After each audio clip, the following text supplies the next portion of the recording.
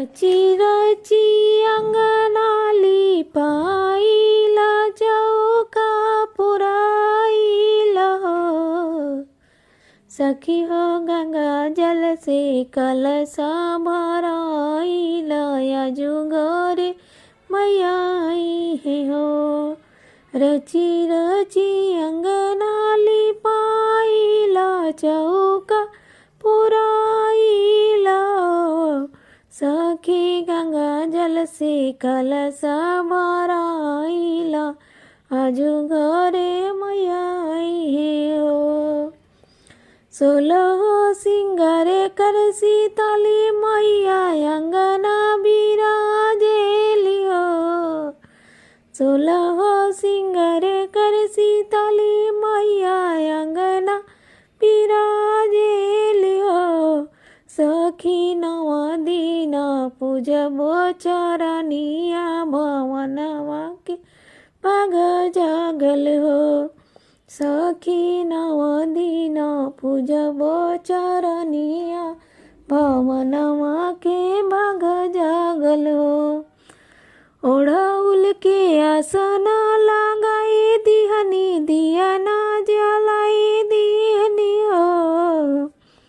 ओढ़ौल के आसन लगाए दिहनी दिया ना जा दिहनी हो। सखी महा महा महा के हवनिया बिराजे मैया मोर घरवा हो।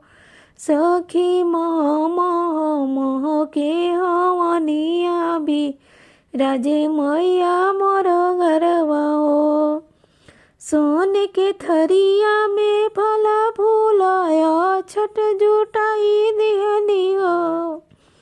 सोने के थरिया में फला फूलाया छठ जुटाई दिहनी हो। सखी हलवा पूड़ी से भोगवा लगाई दिहनी बिराजे दुर्गा हमरे घरवा हो। सखी हलवा पूड़ी से भोगवा लगाई दिहनी बिराजे मैया मोरे घरवा हो। लाली चुनरी मंगाई दिहनी माई के उड़ाई दिहनी हो।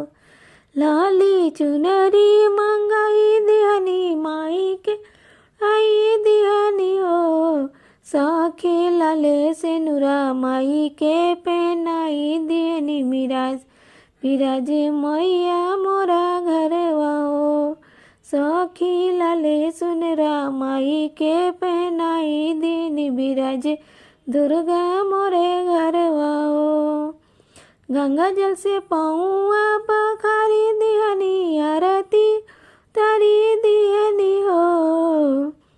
गंगा जल से पौआ पखारी दिहनी आरती तारी दिहनी हो। सखी छकिया लवंगिया चढ़ी दिहनी बिराजे मैया मोर घरवा हो। सखी छकिया लवंगिया चढ़ाई दिहनी बिराजे मैया मोरे घरवा हो।